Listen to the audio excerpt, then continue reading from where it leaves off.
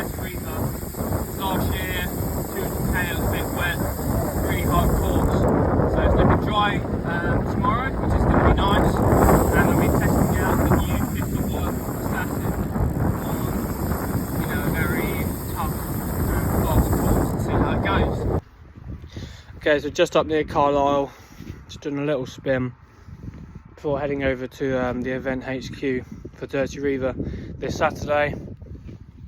Bit drizzly, but tomorrow looks dry, so I will just going to quickly box this ride off and then start heading towards Kilda Forest. Yeah. You come far? Okay, just done a little nudge on the just the coal segment. Just gave it a little nudge and see how the tyres react to the surface. It's a bit sticky. Got 45s. What have I got? Pretty hard. Might have about 30 in there, but they're just a bit sticky. It's a bit tacky on the on some of the mud left from the logging trucks. So, going to reach out to the mechanic and see what pressure he may advise that I switch it up to.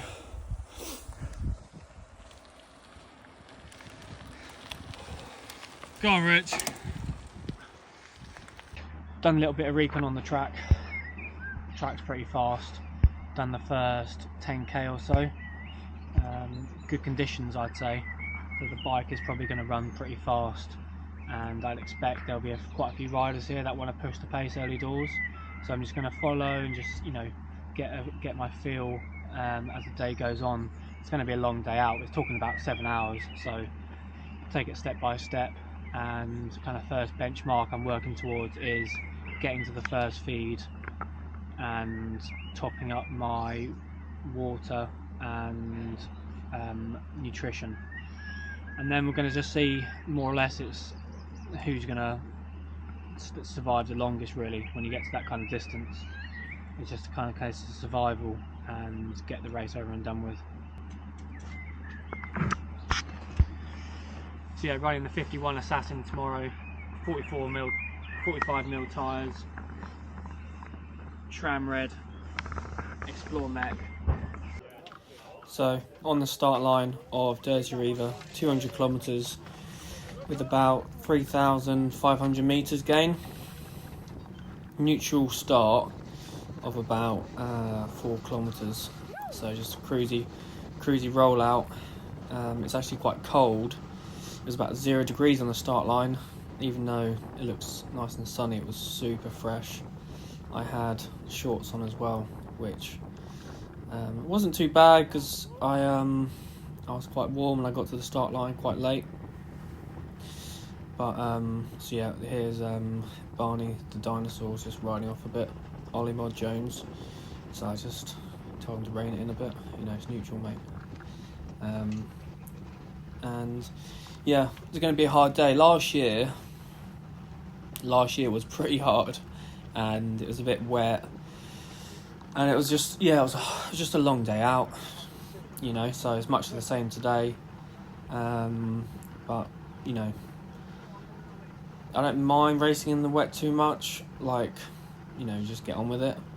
But to be honest, I do have a preference. So yeah, I was quite glad that it was dry, and that was probably going to tee up quite a fast pace for everyone, which is good. Just get out, smash it up, get back for a nice warm shower.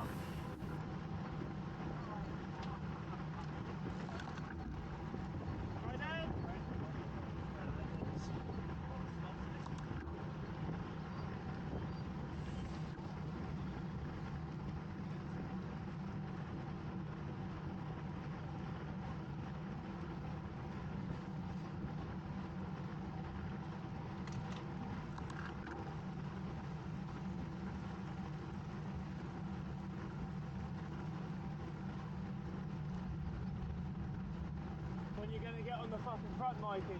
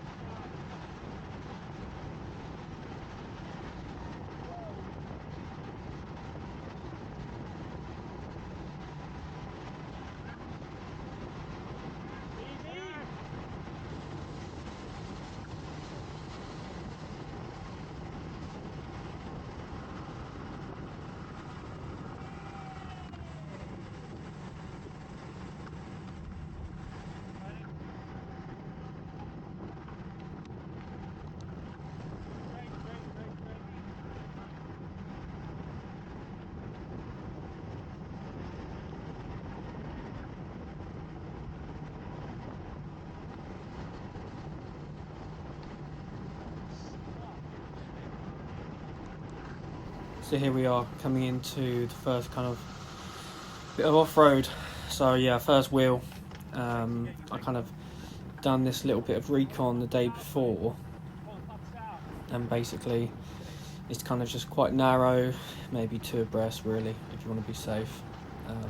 But it's a bit wet under the trees, as you can see here. And I just had my brand new jersey on, which, you know, had quite a bit of white on it.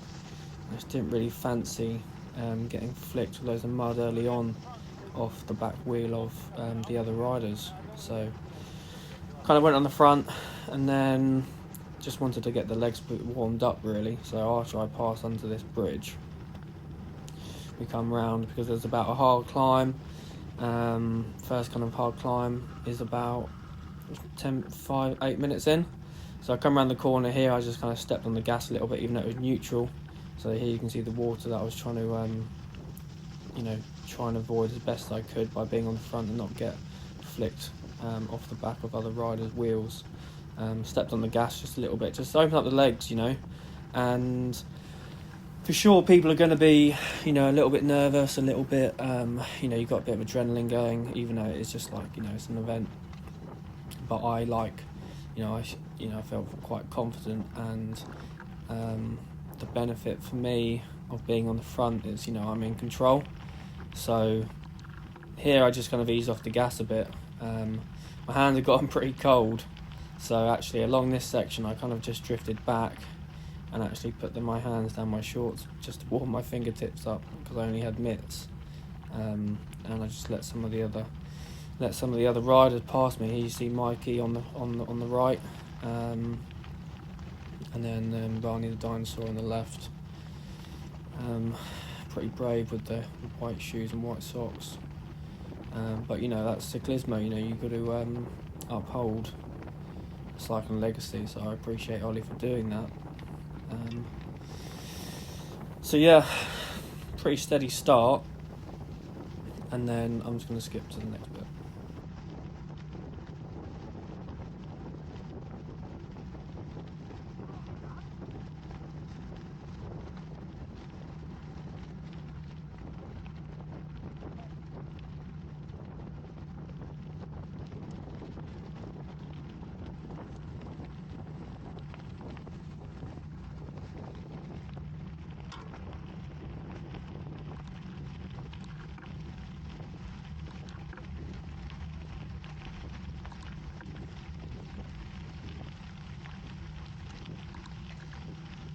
So coming up around this dead turn, going into the event, I had a bit of an issue after coming back from my dad's. I kind of tore my VMO a bit, but just with about, you know, 10-12 days recoup, managed to get over that. And weekend before this event, I actually done quite a nice session back at home on the road, which is what I mostly do for training on the road. So I was actually feeling quite confident. My shape was quite good, and while I wasn't riding loads when I was trying to recover from the injury, I kind of took that opportunity to go on a bit of a crackhead diet. So I was actually coming in pretty lean, for me anyway. So I was quite confident really in just, you know, the general condition, and you know, I was definitely feeling, you know, that I can definitely put some people to the sword, and that's what I like to do when possible. So yeah, I'm just here cruising, and then I was like, you know what, I'm just going to squeeze through this gap. I raced in Belgium a couple of times.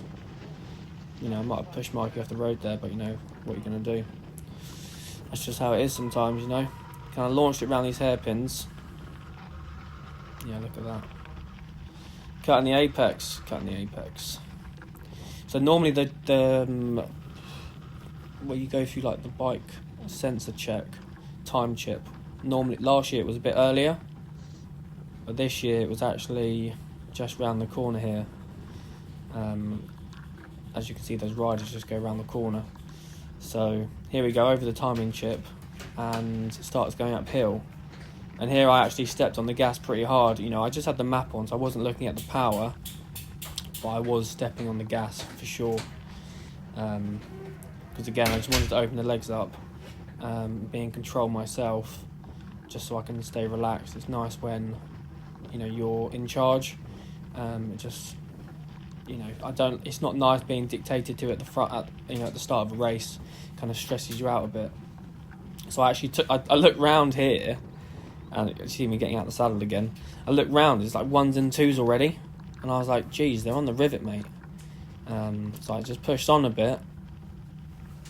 You know, I couldn't feel the chain, so the chain might not have been on at this point. And then, yeah, not long after, I just let Mikey roll through to the front because I knew they were going to try and smash it on the first climb. So I just let the couple guys come through and then just trying to recoup for the upcoming climb. Okay, so here we are. So we're going up a bit of a berg. This is probably about 20k in.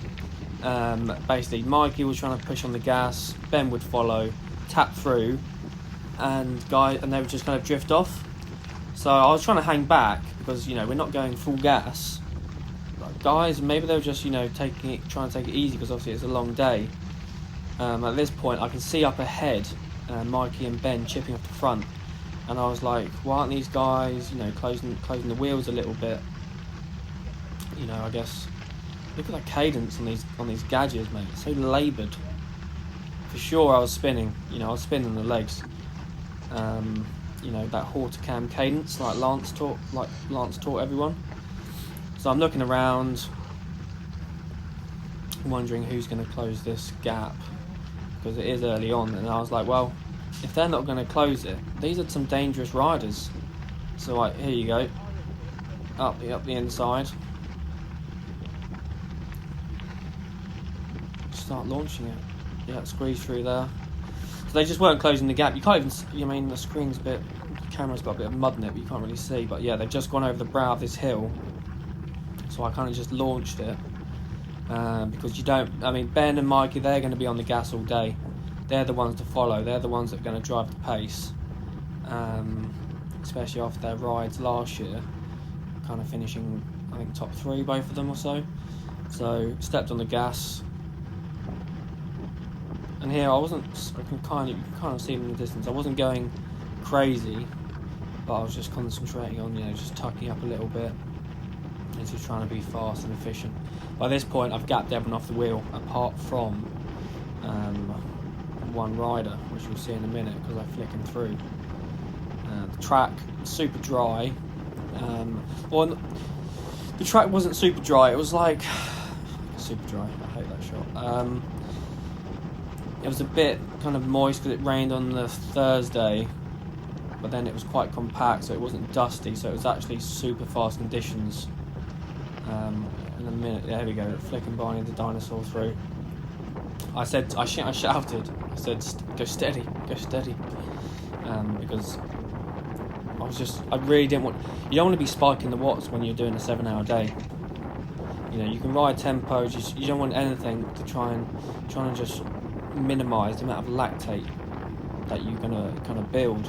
So, you know, you can go zone 3 a lot, but when you start, you know, going 600 watts plus, that's when you start putting nails in the legs. So here we are, bridged up to, I mean, look at Ollie, he's on the gas. We're on the gas to close this gap. Caught up to Ben and Mikey, and I was a bit like, you know, what's going on here? What is going on? Mikey's just an absolute train. He's just driving it. He just loves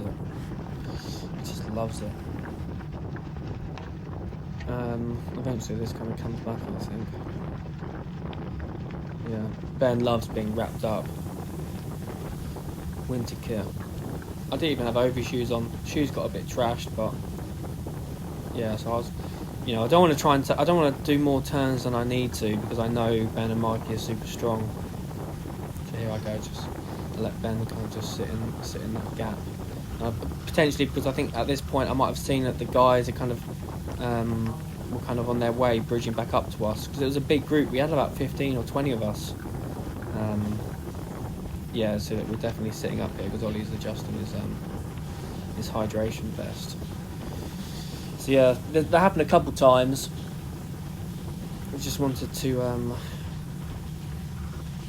I mean, it's crazy because it kicked off so early this year, and it's a long day out.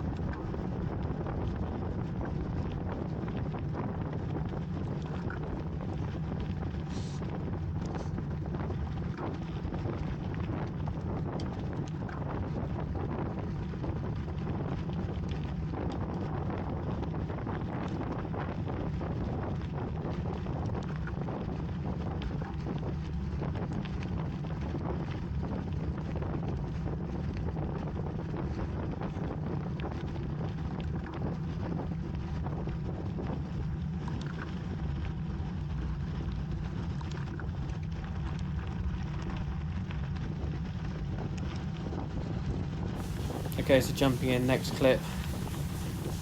Same story again. Mikey and Ben chipping up the front. And I'm waiting for guys to kind of close the gap. You can see them drifting off there, but guys, maybe they're just, I think they're just, everyone's kind of suffering a bit. So, I was kind of wondering why they're letting the wheel go. I didn't really see it as a situation where, you need to let the wheel go. So again, I'm having to jump across. Probably, spiking my watts. Just got to close the gap. I could definitely tell who the strong riders were on the day from the start, because not many people were trying to follow Mikey and Ben at the start.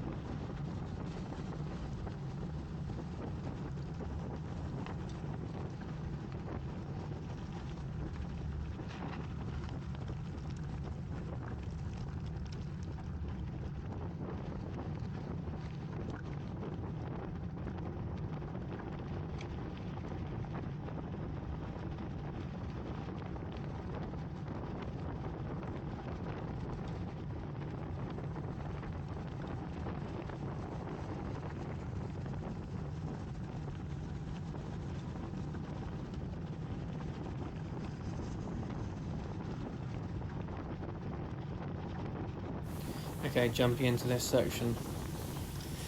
Moving up a bit, I thought it was a bit of a fast descent. I think we'd actually gapped them. There were some gaps opening up, just a few gaps.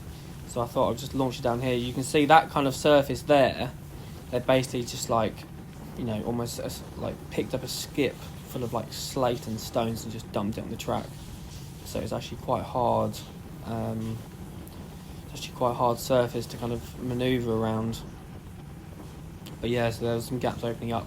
So I thought I'd just drive on this section. I wasn't going, you know, super hard, just like, you know, just medio. But I wanted to keep the pressure on because it was frustrating having to jump across the gaps a few times and then it come back. So I was quite motivated to, you know, kind of really snap that elastic. And I didn't really want to give everyone like a massive breather. You know, the chances are everyone's probably trying to get a bit of food in by this point. So they're kind of hoping that it eases up. So I just really wanted to crack them. So here I'm just stepping on the gas a bit as it starts to kind of slightly go uphill. And then we go around to the right. We're in a group of about 20, I think. It's just got to keep the pressure on. You know, keep the pressure on and eventually people will crack.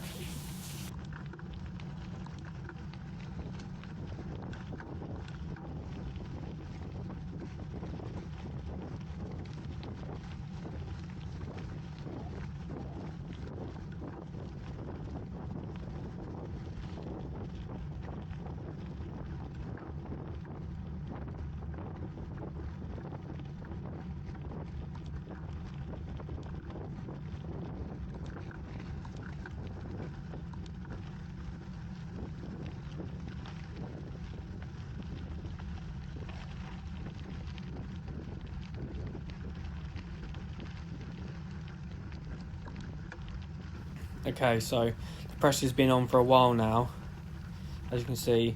I mean, it's, you know, the gradient doesn't have to be super steep for it to be hard off-road, you know, because it's just such a freaking, it's so hard to get the power out. So even though we look super slow, this is where we're applying pressure. And I think we might have gapped some guys off the wheel, or I wasn't looking around, I was just trying to concentrate on following the guys in front. But more or less we'd been on the gas every time it went uphill. From the start, we're probably about 25-30k in at this point. And Mikey's on the front, just driving it. I think here I can't remember why I dropped off the wheel a little bit. I was just like, I think I was having a look around and realised that, you know, it's starting to gap up a bit. So, or I think I was waiting for someone to close the wheel because I wanted to slip back, and then they weren't closing it because they were gassed. You can see the way Ben's getting out the side. Yeah, there Connor's looking round, seeing that we've kind of got a bit of a gap on everyone. And then the fast section, you know, that's when you can really push out that distance between the groups. So just kind of leaving these guys to just do a bit of work. Start getting a bit faster again here. And then this is a really quite undulating section, so not super steep, but just where you had to be on the power quite a lot, constantly, for about a 15-minute period. And yeah, this is where it split.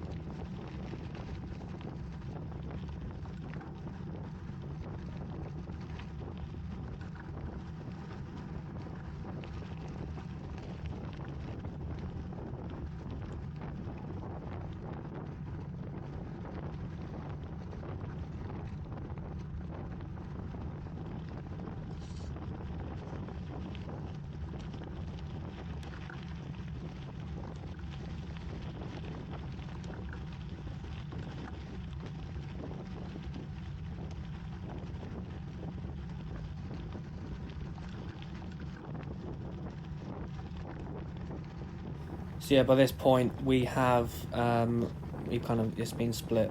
So there's about six of us away. So here we go. Ben's just having a little bit of a readjust. Marky's done the damage, so he's going to have a little snack because he deserves it, because he's done an absolutely brilliant job on the gas on that section. Then we come up round here, and the left-hander, and you can look left, and you can really see. There was just a massive gap. I couldn't even see anyone else. So he really done a great job in splitting it on that section.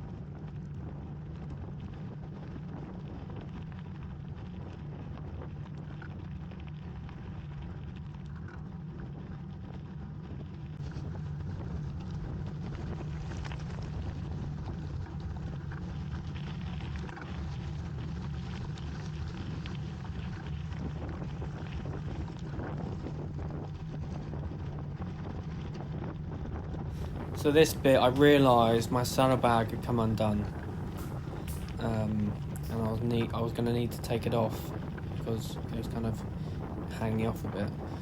So I was kind of like going no-handed to try and undo it, which obviously, made it so I couldn't really stay onto the group.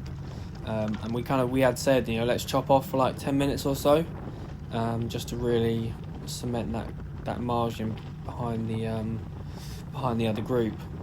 But yeah, it's a bit of a nightmare really. I mean, we weren't going crazy, but just one of those things. Next time I need to really not take the saddlebag off, because I definitely didn't put it on right the way it came off.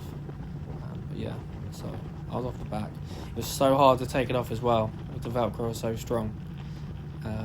So I'm just reaching under the back of the saddle, no-handed, all through here, trying to get it off. And then I shoved it up my jersey, and yeah, had to chase back to get back on. But I mean, I couldn't even see anyone behind. So yeah, we definitely had cracked everyone in that group.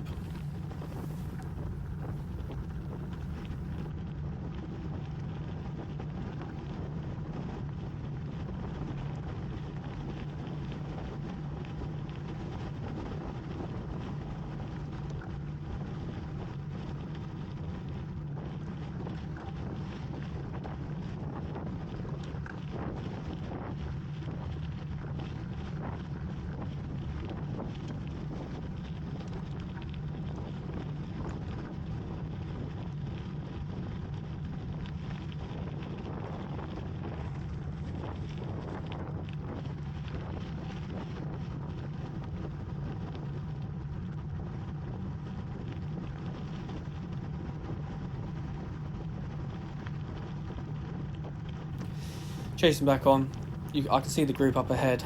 That guy, Connor, punctured. He's quite a bad puncher. But, that's the spirit of gravel, because he wasn't actually pulling turns. I said, why don't you, just chip through? And he was just like, oh, I've never done a 7-hour ride before. So I was just like, I said some words that I won't repeat. So yeah, spirit of gravel doing justice by him having a puncher, because if you're not going to pull through, I hope you get a puncher, and good riddance. So yeah, closing up the gap. I think at this point they probably wondered what was going on, because Connor's dropped off the back and me, so there was only 4 guys in front. So they're probably thinking, like, I think they thought I'd punctured. I remember Ben saying, oh, I thought you punctured, and I was like, no, I just had a bit of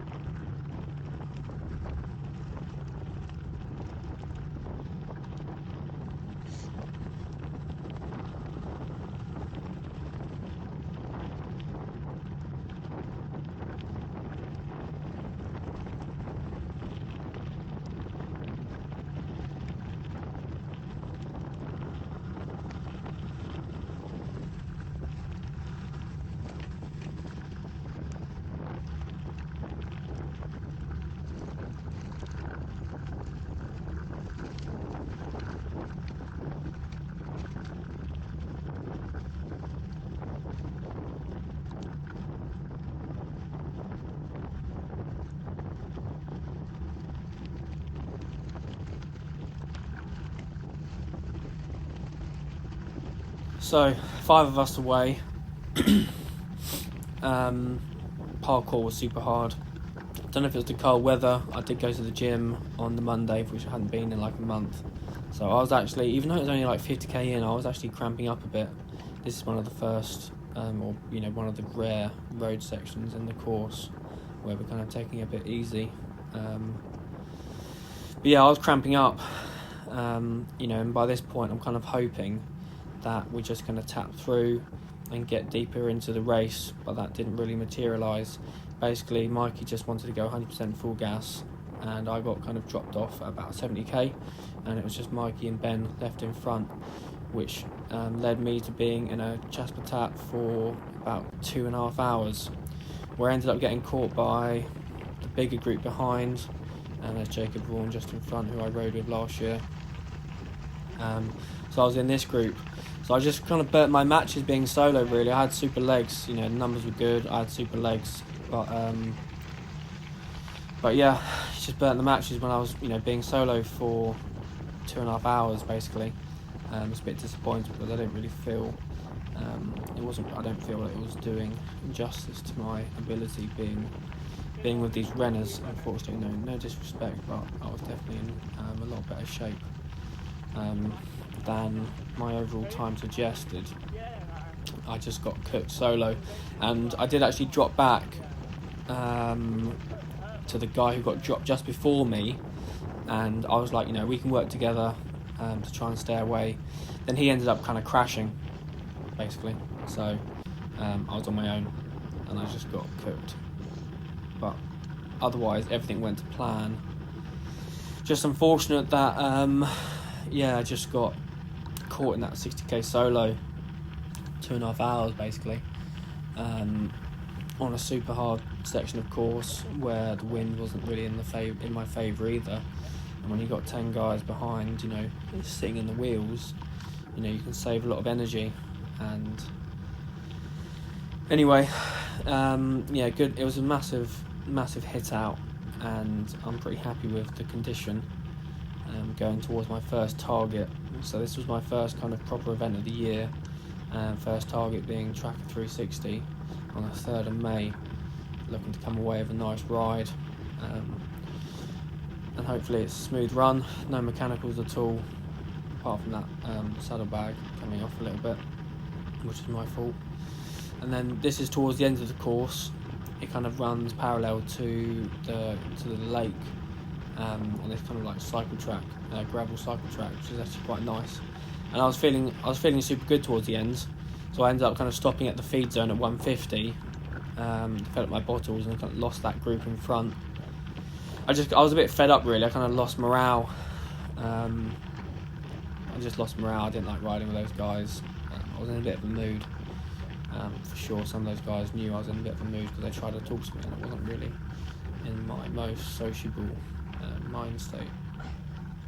But then I kind of ended up, solo again. Got back in my groove and pushed to the end, catching 2 or 3, 4 guys I think that had just been tailed off from that larger group.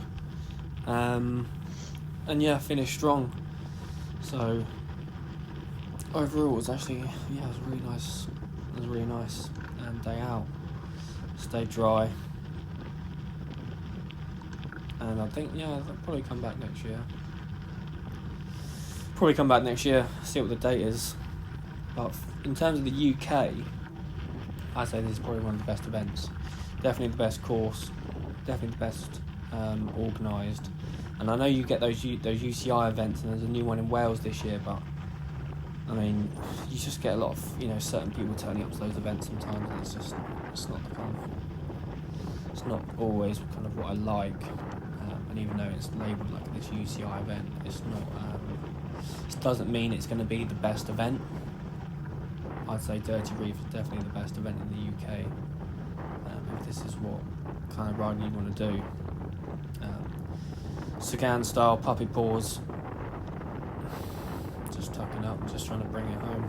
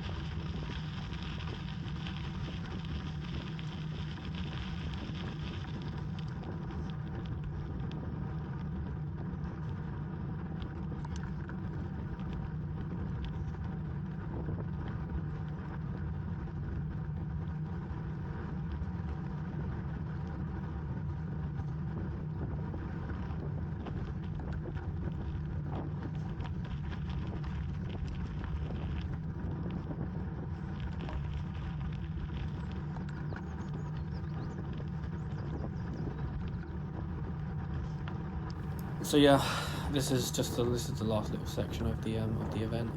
Just making this video in the hotel. I've got 312 in Mallorca tomorrow, but I wanted to get this out before 312. So yeah, causing some aggro with the people on the track. And then here you come out back to the start finish area and up the last little climb. Mega turnout, so many riders at this event, super well organised, lots of super brands are there, and yeah, I think what was it, there was some sort of like curry at the end, you get like a thing, a voucher. Overtaking these guys, these probably done the shorter route, so yeah, coming through the SRAM banners. I only run SRAM, I don't mess with anything else but SRAM. Over the timing chips, into a long day in the chair. Pretty brutal. Do a little run through of my training peaks now. Okay, training peaks analysis. You can see my watts. Have a look at this. TSS 440, average speed, TSS, kilometre distance, time. Average power max, that's including the neutral start, so probably it was about 500 watts average. But yeah, and then I'm just going to scroll down to the zone distribution. Look at that left leg, right leg. So pro. But yeah, look at this. There's a lot of time in certain zones. It's actually just absolutely savage, to be honest. Absolutely savage day out. So yeah, numbers were there.